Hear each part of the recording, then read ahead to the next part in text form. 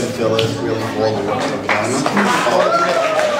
Of course, all the cousins and everybody else.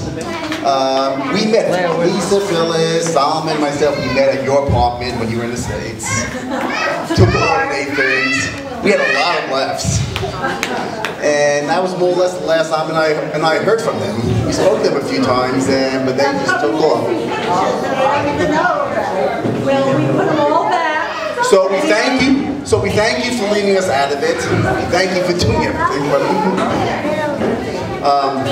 No, really, thank you very much for everything. In the Pasha of Emor, we find the famous Pasha of the Hamoda of the Chagim, the section dealing with all the Jewish holidays. Moed comes from the word vad, meaning a meeting place. Chazal tell us that Shabbat and the Chagim are called Moadot because they are a meeting place between man and a Kodesh Baruch Hu. A place, or more accurately, a time when man can rise above the craziness of his everyday life and concentrate and reinforce his relationship with HaKadosh Baruch Hu. Man can contemplate what he owes HaKadosh Baruch Hu and can further develop the sanctity and beauty that lies in that relationship. While Shabbat and Yom Tov are both called Moadot, each has a unique way of reinforcing this relationship. The Gemara calls them Shtei Kedushot. Chazal compares these two Kedushot to parents, and in this case, we're talking about a mother's birthday. It is a time when the child can concentrate and reinforce his relationship with his mother. He can contemplate what he owes his mother and make an effort to further develop the relationship. Let's try to understand these two Kedushot of Shabbat and Yom Tov and see how they apply to Mom's birthday. The primary distinction that Chazal make between Kedushat Shabbat and Kedushat Yom Tov is reflected in the bracha of Kiddush and Tefillah. On Shabbat we say Mikadesh HaShabbat, and on Yom Tov we say Mikadesh Yisrael V'Hazmanim. Shabbat is holy, independent of Bnei Yisrael. HaKadosh Baruch Hu made Shabbat holy long before Bnei Yisrael came into existence. It is a universal day of holiness. Yom Tov, on the other hand, only has Kedusha because of Bnei Yisrael. HaKadosh Baruch Hu sanctified Bnei Yisrael, and Bnei Yisrael sanctifies the Yom Tov. HaKadosh Baruch Hu determines when Shabbat is, and Beit Din determines when Yom Tov is based on their declaring of Rosh Chodesh. A birthday is like Shabbat. It is universal. Everybody has one.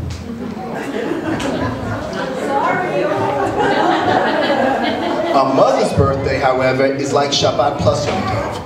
It needs a special kind of person, a mother, and it needs a special relationship to exist, a mother-child relationship.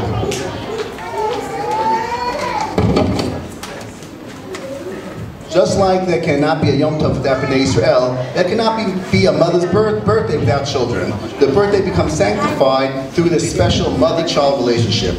And this is what Chazal means when a mother's birthday is so special, since it has these two Kedushot of Yom Tov and Shabbat. Also on Shabbat and a birthday both mark the bad passage of time. Another week or another year has gone. They both commemorate creation of the world in the case of Shabbat, and creation of the person in the case of a birthday. Yom Tov does not mark the passage of time. Yom Tov is a time to re-establish and reinforce the relationship. The relationship symbolized by freedom on Pesach, the relationship symbolized by Matan Torah on Shavuot, and the relationship symbolized by happiness on Sukkot, and the relationship symbolized by a mother and her children. This is what makes a mother's birthday so special, and this is what makes this moment so special, because it reinforces our love for you and everything you have given to us. Now, 70 is not just another birthday. Sorry.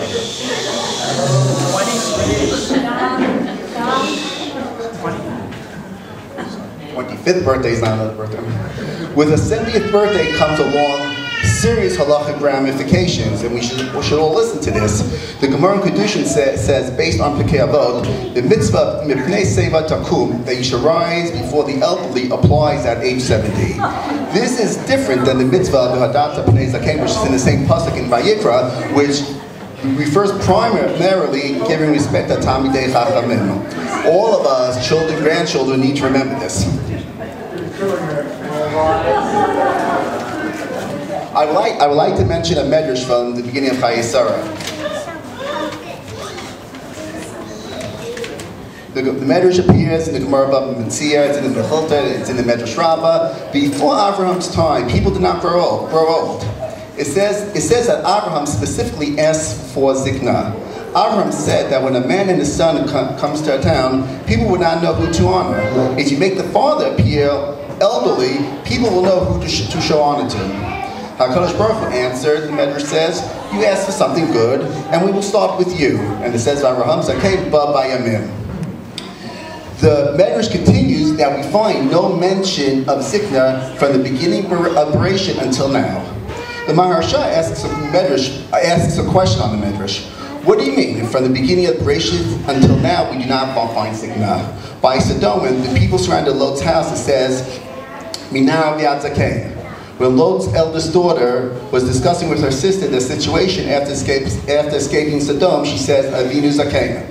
By Abraham, 6 parakim earlier, it says, V'Avraham v'Sarah zakenim. So what is the Medrash talking about when it says that this is the first time zikna is mentioned?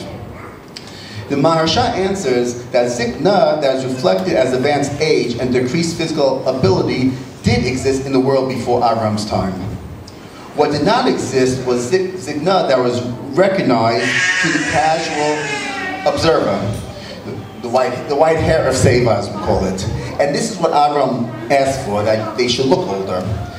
In the Sefer Ohel Yaakov, he elaborates on the Maharsha further. It seems out of place for Abraham to ask for a crown of distinction where people will pay him honor. It just wasn't in the character of Abraham. The Ohel Yaakov answers, when it comes to physical matter, people appreciate youth and the blackness of hair. As I said, youth have strength and appeal, which gives a person an advantage, whether it's in sports or a job interview. Zikna is often a drawback, a handicap. However, there's one area where age, zikna, has a special mystique, which makes it an advantage to have such an appearance. And that is giving guidance and direction to others. Be it through the special maturity one acquires over time and witnessing so many events over so many years, or just bearing witness to so many previous generations.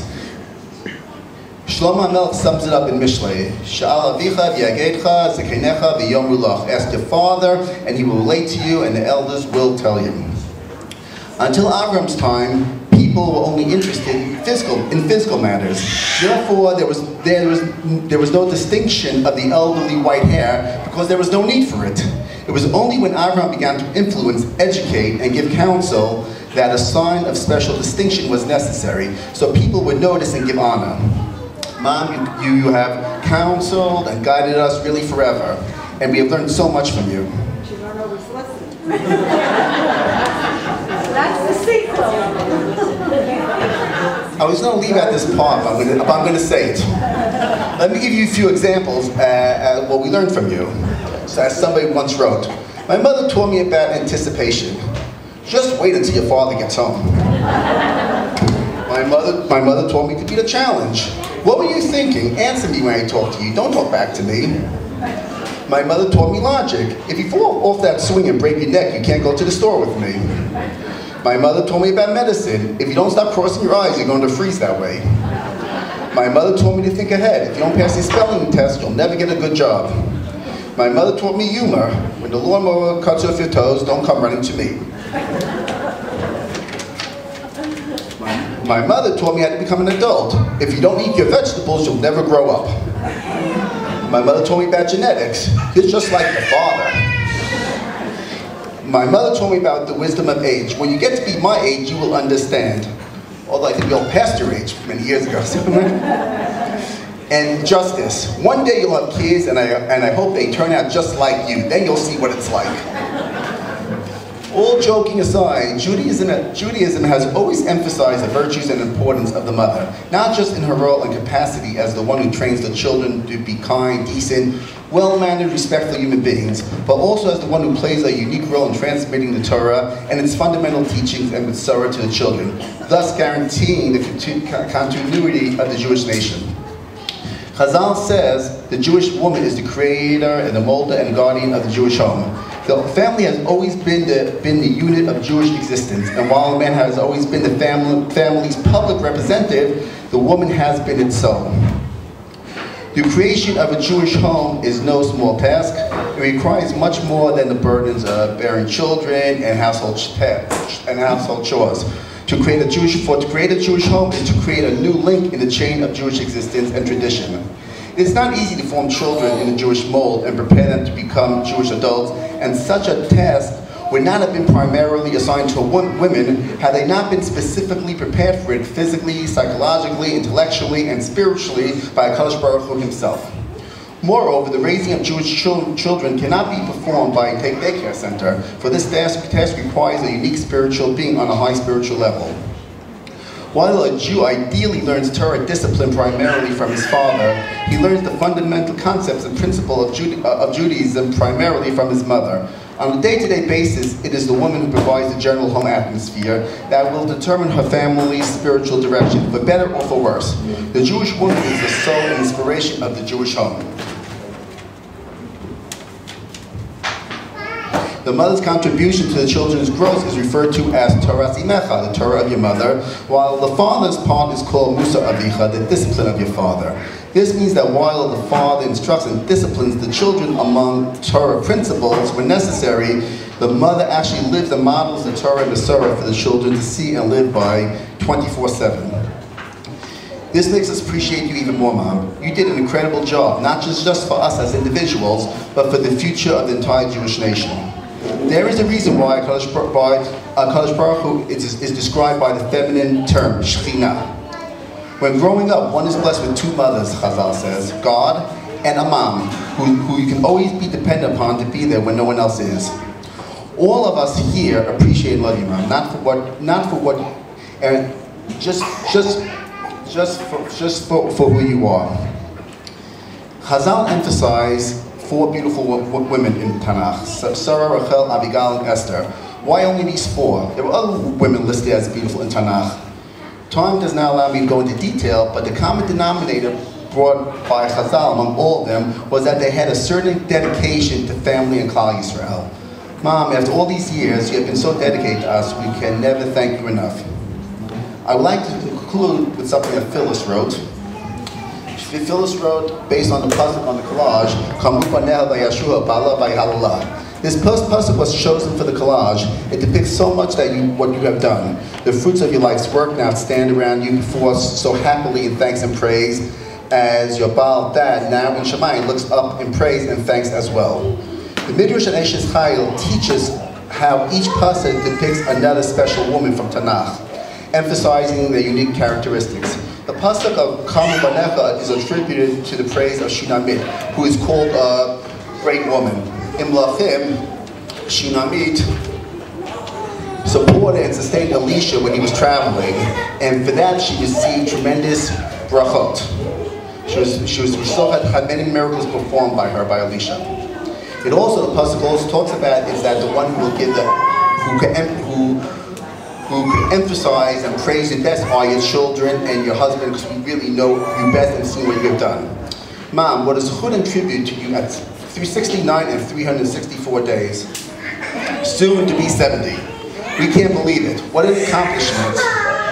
We present to you the fruits of your labor. You always have and always will continue to work hard and toil for us all, and building and strengthening our family unit.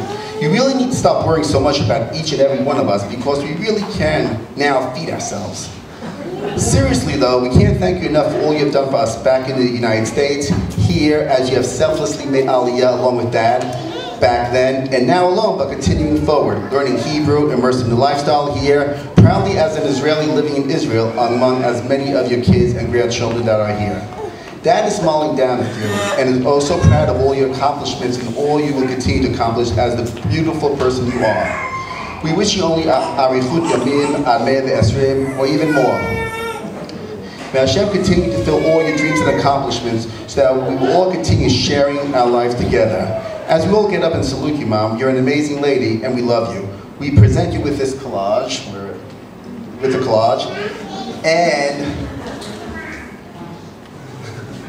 and also with these machzarim. You have graduated to Hebrew print.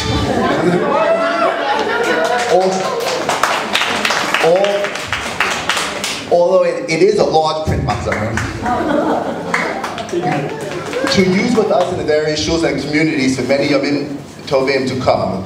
On behalf of Aunt Debbie, Jerry and the kids, Elaine, Joel, David, Rhonda, Shimmy, Serena, Lisha, Shmuel, Nadim, Akiva, Zohar, Maria, Anael, Vicky, Avi, Yoni, Ishai, Eitan, Daniel, Yair, Yosef, Binyamin, Phyllis, Yassi, Ayel, Oren, Leah, Tamima, Khaled, Binyamin, Sahava, Abba, Sarah, Binyamin, Zalman, Stephanie, Yaki, Ariel, Netanel, Itai, and Binyamin.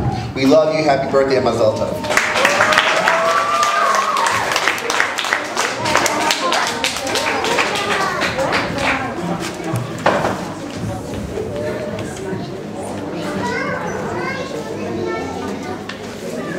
We're going to take a 5-minute break, and then we're going to come back again. We got to set up the next part.